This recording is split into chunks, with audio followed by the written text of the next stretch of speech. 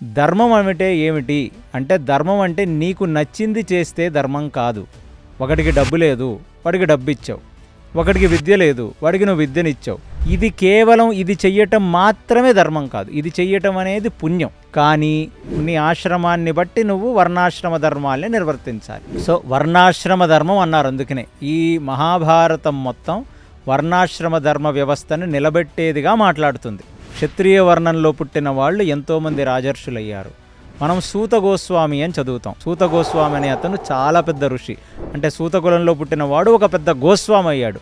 గోస్వామి అంటే ఏమిటి అంటే, గో అంటే ఇంద్రియములు, స్వామి అంటే మాస్టర్. తన ఇంద్రియములను జయించిన వాడు అతను గోస్వామి అంటే. అలాంటిది ఏ వర్ణంలో ఉన్నవాళ్ళైనా గురువు అవ్వచ్చు, ఏ వర్ణంలో ఉన్నవాళ్ళైనా మోక్ష సాధన చేయొచ్చు.